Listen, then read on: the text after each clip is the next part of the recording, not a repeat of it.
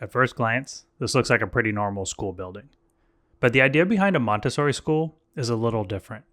And when you start thinking about a school in a different way, the architecture starts to change in subtle ways. So this is a Montessori school I designed. It's about 7,500 square feet, serving infants through kindergarten. And I want to walk through the design and show how some of those ideas translate into the building. Now, I should say this up front, I'm not an educator, and I'm definitely not an expert on Montessori philosophy. But working on this project did make me appreciate how teaching methods can shape the spaces we build. The starting point for this project was the overall program. This is a new school building with 8 classrooms total. 2 infant classrooms, 2 pre-primary classrooms, and 4 primary classrooms. Each classroom is roughly 600 or so square feet, which gives enough room for activity areas, tables, storage, and even circulation.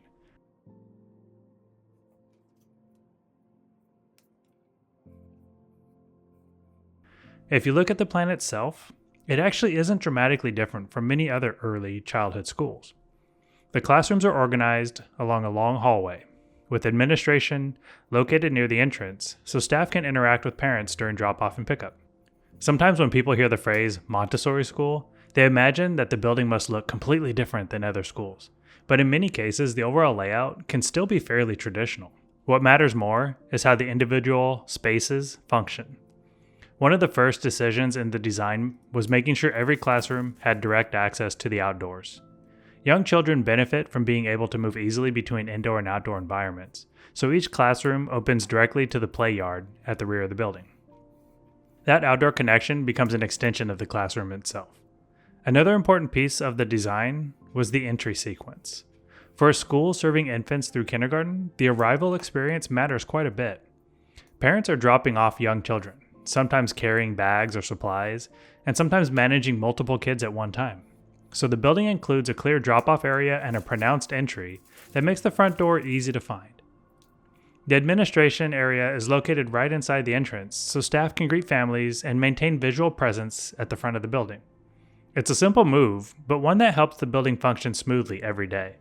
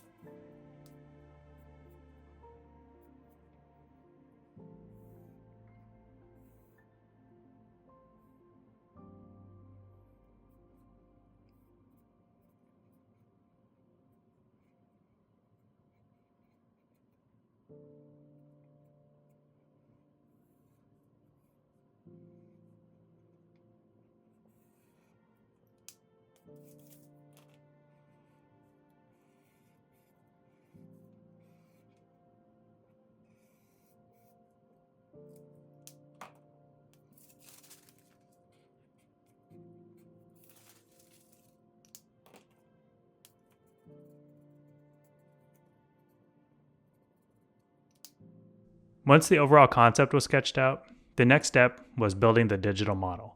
This is where the project really starts to take shape. Each classroom is designed to be flexible enough to support a variety of activities. Montessori environments often organize the classroom into different work zones rather than just rows of desks. You might have tables for group work, open floor areas for individual work, and shelving that stores learning materials. The architecture itself doesn't dictate exactly how these spaces are used, but it needs to provide enough room for that flexibility.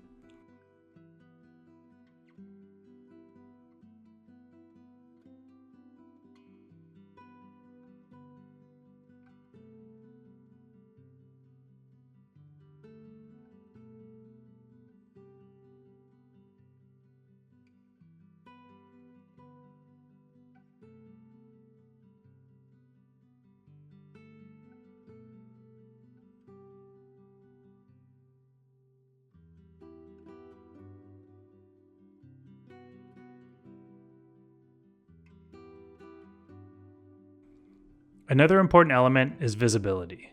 The classrooms include large windows both to the outdoors and to the corridor. Those windows allow natural light to move deeper into the building, and they also create visual connections between spaces.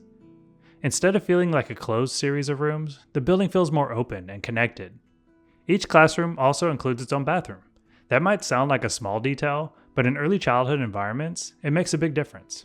Children can use the restroom without leaving the classroom area or navigating the larger building. It helps the classroom function more like a self-contained learning environment. Storage is always another important consideration.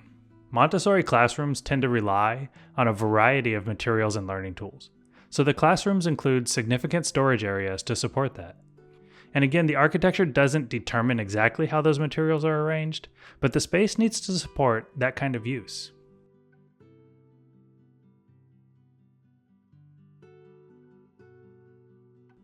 One of the themes that appears frequently in Montessori environments is connection to nature. That can take many forms: outdoor classrooms, gardens, natural materials, or simply views to the outdoors. In this design, that connection primarily happens through the windows and outdoor access. Large classroom windows look towards the rear of the site where the play yard is located. Even when the students are inside, they maintain a visual connection with the outdoor environment. Each classroom also includes direct access to the outside.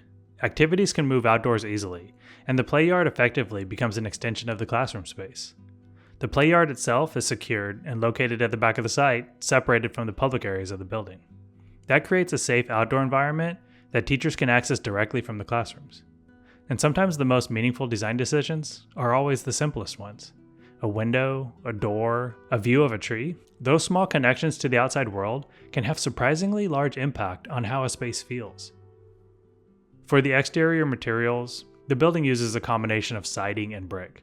The goal was to create something that feels warm and approachable rather than overly institutional. Schools for very young children tend to work best when they feel comfortable and familiar. The building also uses a relatively low roof profile. That helps the overall scale feel closer to residential buildings rather than large institutional campuses. Inside, the palette's intentionally simple. Painted gypsum board walls, wood plank flooring, warm earthy colors. The ceilings, they use a standard 2x2 lay-in grid, which is very common in schools for practical reasons, like acoustics and maintenance. Sometimes architecture isn't about dramatic gestures. Other times it's about making quiet decisions that allow a building to function well for many years. The materials here are meant to be durable, easy to maintain, and warm enough to support the atmosphere of an early childhood environment.